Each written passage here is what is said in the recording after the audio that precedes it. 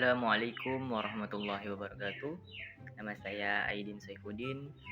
Pada kesempatan kali ini saya akan menjelaskan terkait materi tentang kekuasaan kehakiman, yaitu dengan mata kuliah Hukum Tata Negara, dosen pengampu Wira Purwadi MHI. Jadi ketika kita membahas kekuasaan kehakiman, maka kita harus tarik lebih jauh bagaimana sejarah lahirnya.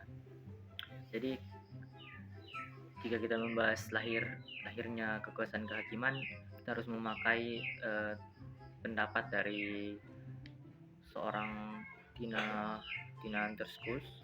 Dia mempunyai pendapat mengenai lahirnya kekuasaan kehakiman dengan dua teori.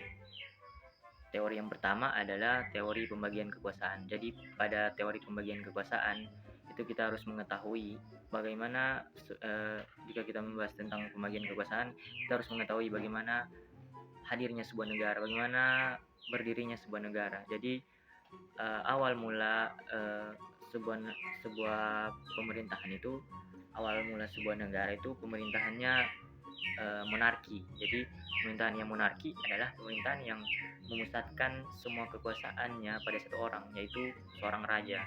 Nah, setelah seorang dengan pemerintahan monarki ini, dia berkembang, bersiklus, berputar menjadi pemerintahan yang tirani. Apa itu pemerintahan yang tirani? Pemerintahan yang tirani atau otoriter adalah pemerintahan yang dimana rajanya hanya mementingkan kepentingannya pribadi daripada kepentingan umum atau kepentingan rakyatnya sendiri. Nah, dengan adanya pemerintahan yang tirani, respon dari adanya pemerintahan tirani adalah melakukan upaya dalam hal membatasi kekuasaan yang dimiliki seorang raja yang tirani. Membatasinya dengan cara membagi kekuasaan jangan terpusat hanya pada satu orang saja atau pada satu tangan saja. Jadi kenapa? Karena banyaknya kekuasaan lalu dipegang hanya dengan satu orang itu sangatlah tidak relevan, karena semakin absolutnya kekuasaan dari seorang raja, maka semakin besar pula peluang dia untuk menyalahgunakan kekuasaan atau kewenangannya tersebut. Jadi itu mengenai teori pembagian kekuasaan. Jadi kemudian kita membahas tentang teori negara hukum. Jadi secara umum negara hukum itu sebuah negara yang dimana semua tindakan warga negaranya harus sesuai atas berdasarkan hukum. Jika dalam pemerintahan tirani itu semua bentuk perkataan ucapan dari rajanya itu menjadi sebuah produk hukum, sebuah pedoman dari warga negaranya. Akan tetapi di negara hukum tidak seperti itu. Jadi ketika seorang raja ketika mau membuat hukum itu harus melibatkan warga negaranya agar tidak menimbulkan pemerintahan yang otoriter tadi. Nah, dari kedua teori tersebut kita bisa menarik kesimpulan bahwa kekuasaan kehakiman itu dia berdiri sendiri dan tidak berdiri sendiri, maksudnya dia berdiri mandiri, independen. Dia tidak terikat dari kekuasaan lainnya. Jadi dia adalah kekuasaan yang merdeka untuk menyelenggarakan peradilan guna menegakkan hukum dan keadilan yang berdasarkan Pancasila dan Undang-Undang Dasar Negara Republik Indonesia untuk demi terselenggaranya negara hukum Republik Indonesia. Jadi ada pendapat dari seorang pakar hukum tata negara yaitu Bagir Manan. Dia mengungkapkan bahwa makna merdeka dalam kekuasaan kehakiman adalah yang pertama, dia adanya kebebasan dalam menyelenggarakan fungsi peradilan. Dalam artian independensi dari kekuasaan kehakiman ini terlepas dari intervensi kekuasaan lembaga lainnya. maupun lembaga-lembaga yang Trispolitika maupun terlepas dari intervensi politik. Yang kedua yaitu adanya larangan bagi cabang cabang kekuasaan ekstrayudisial untuk menyelenggarakan fungsi peradilan. Jadi lembaga-lembaga yang dimaksud di sini adalah lembaga kan mengenai Trispolitika. Jadi lembaga eksekutif, yudikatif, dan legislatif. Lembaga legislatif dan eksekutif ini tidak boleh mencampuri urusan dari yudisial atau yudikatif tadi dalam proses mengadili. Jadi ini lagi-lagi independensi dari kekuasaan kehakiman ini sangat dikedepankan. Tidak boleh ada kekuasaan non yudisial yang mencampuri urusan yudisial. Kemudian yang ketiga adalah didasarkan kepada terselenggaranya negara berdasarkan atas hukum. Jadi semua bentuk tindakan dari warga negara itu harus berdasarkan hukum. Semua bentuk aturan itu paling tinggi. Hukum itu berada di kedudukannya berada tertinggi dari segala bentuk kebijakan ataupun tindakan dari warga negara. Nah, lalu kita membahas tentang kekuasaan kehakiman di Indonesia. Jadi kekuasaan kehakiman di Indonesia itu awalnya diatur dalam Undang-Undang Dasar Negara Republik Indonesia pasal 24 dan 25.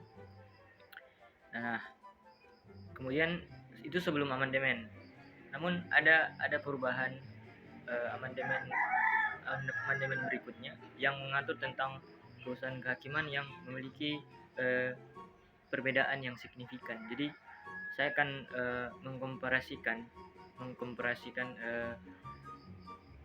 membandingkan kedua undang-undang tentang kekuasaan kehakiman yang ada pada undang-undang sebelum amandemen dan sesudah amandemen.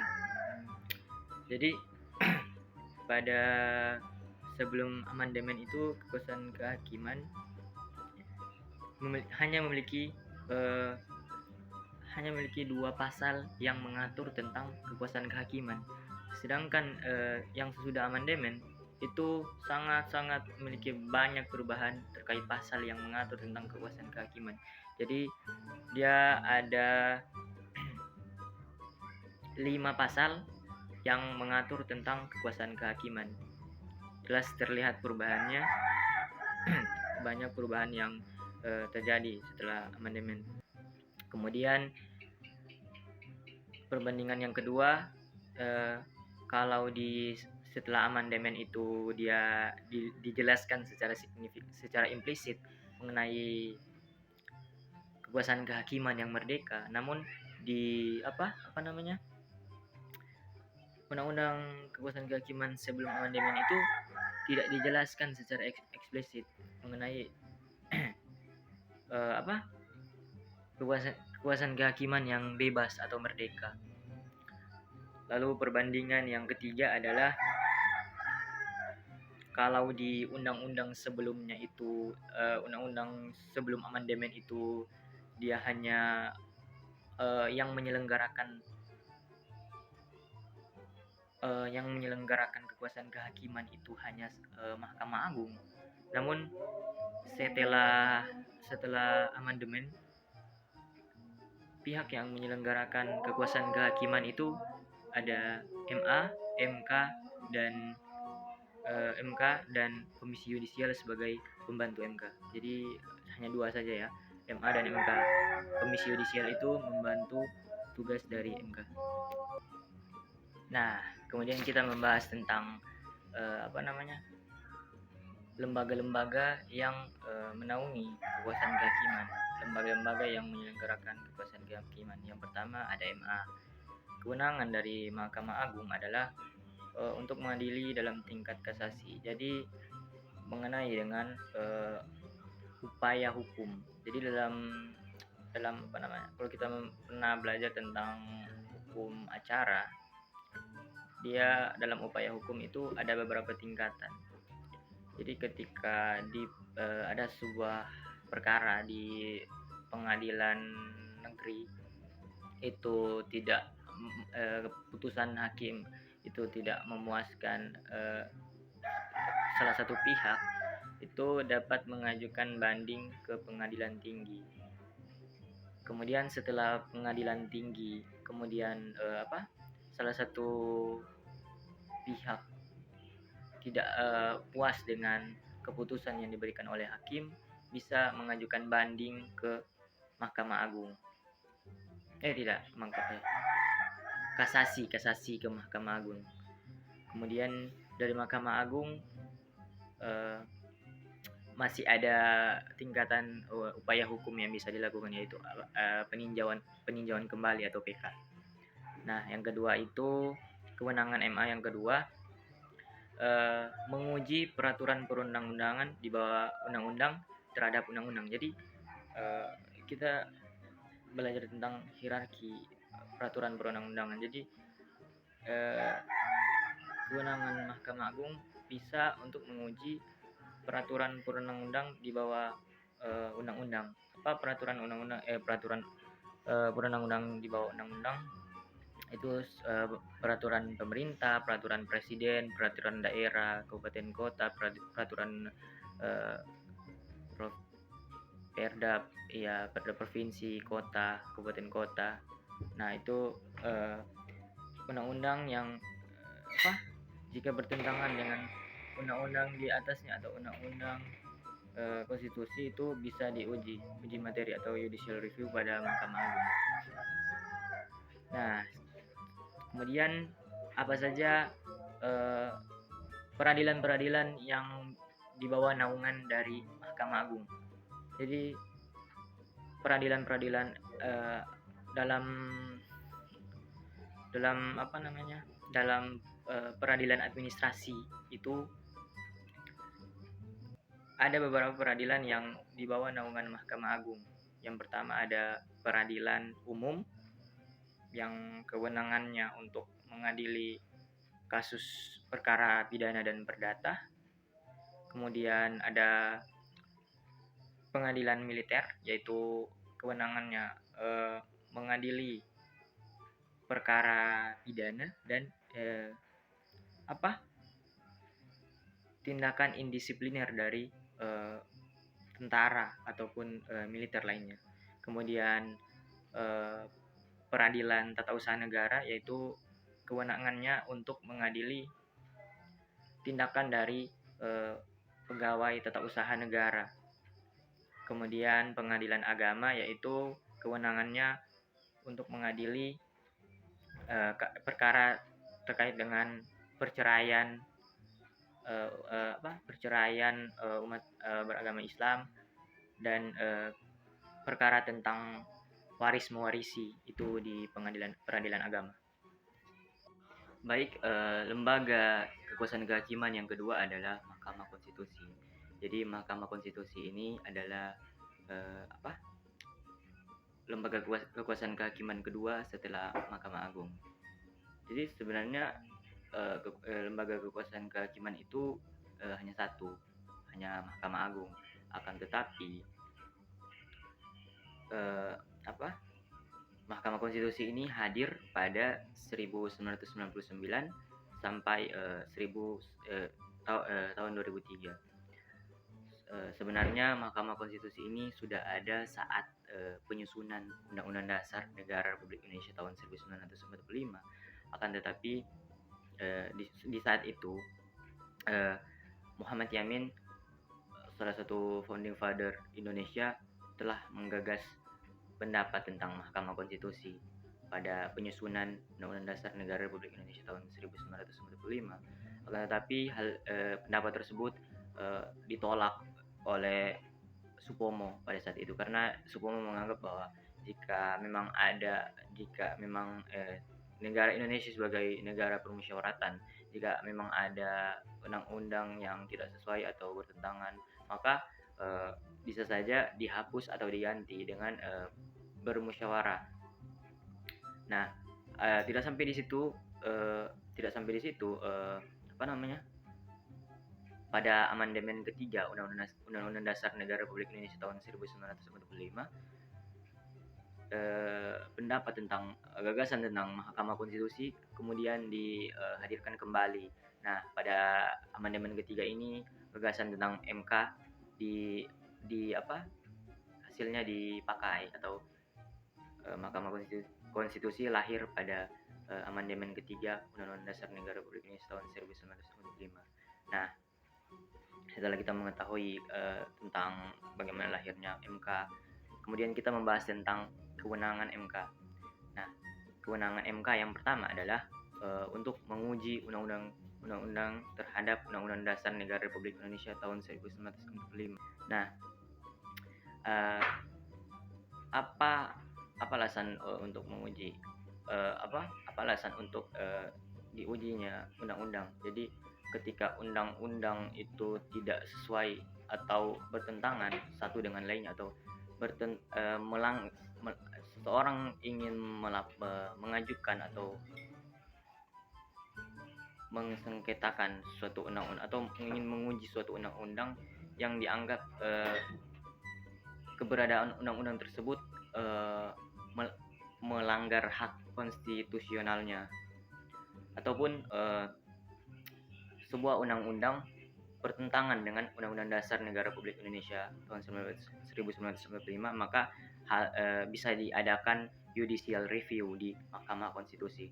Kemudian yang kedua, kewenangan yang kedua adalah memutus sengketa kewenangan antar lembaga negara yang kewenangannya diberikan oleh Undang-Undang Dasar Negara Republik Indonesia tahun 1945. Jadi dalam hal ini kenapa disebut kewenangannya hanya diberikan oleh lembaga yang kewenangannya diberikan oleh Undang-Undang Dasar Negara Republik Indonesia tahun 1945. Perlu diketahui bahwa ada lembaga yang kewenangannya diatur dalam Undang-Undang Dasar Negara Republik Undang-Undang Dasar. Adapun lembaga-lembaga yang tidak diatur dalam Undang-Undang Dasar. Jadi yang boleh menyengketakan itu lembaga yang diatur dalam Undang-Undang Dasar. Jadi misalnya contoh, jika presiden ingin mengsengketakan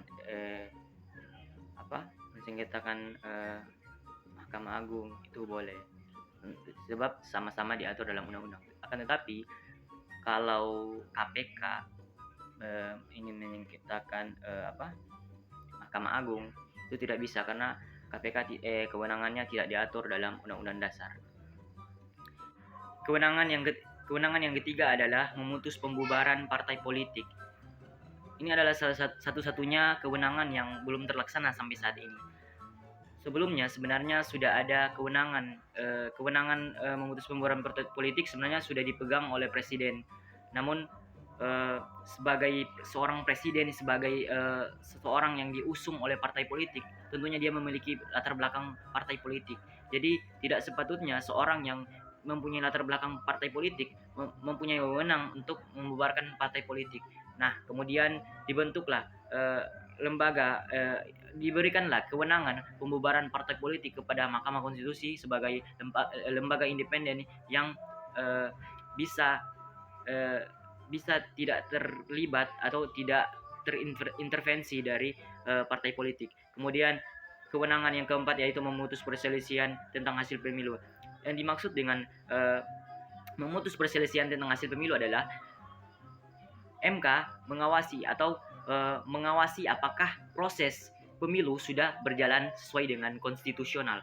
Selain kewenangan dari Mahkamah Konstitusi, ada pun kewajiban dari Mahkamah Konstitusi, yaitu memberi keputusan atau pendapat Dewan Perwakilan Rakyat bahwa presiden dan atau wakil presiden diduga telah melakukan pelanggaran hukum berupa pengkhianatan terhadap negara, korupsi, penyuapan, tindak pidana berat lainnya, ataupun perbuatan tercela dan atau tidak lagi memenuhi syarat sebagai presiden dan atau wakil presiden sebagaimana dimaksud dalam Undang-Undang Dasar Negara Republik Indonesia tahun 1945. Jadi yang dimaksud di sini adalah MK terlibat dalam proses impeachment, yaitu proses penggulingan presiden dan atau wakil presiden. Jadi alurnya adalah dari DPR, kemudian diberikan berikan kepada Mahkamah Konstitusi dan dicek lagi apakah benar Mahkamah Konstitusi presiden dan wakil presiden ini melanggar hukum.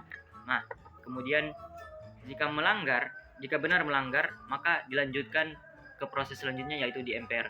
Dan apabila jika tidak melanggar, proses impeachment kemudian hanya berakhir di Mahkamah Konstitusi, tidak berlanjut ke MPR. Nah, lembaga yang ketiga yaitu Komisi Yudisial.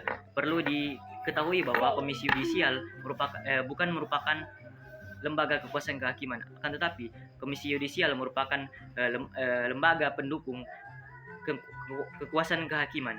Nah, untuk lebih lanjut, kewenangan dari Komisi Yudisial yaitu mengusulkan pengangkatan Hakim Agung.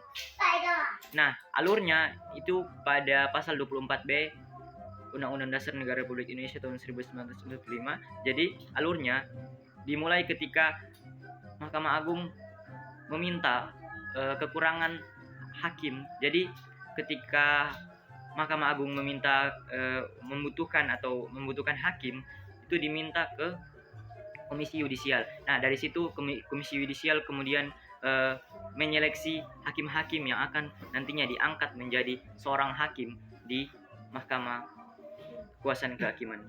Nah, kemudian kewenangan yang kedua itu wewenang lain dalam rangka menjaga dan menegakkan kehormatan, keluhuran, martabat serta perilaku hakim. Yang dimaksud di sini adalah untuk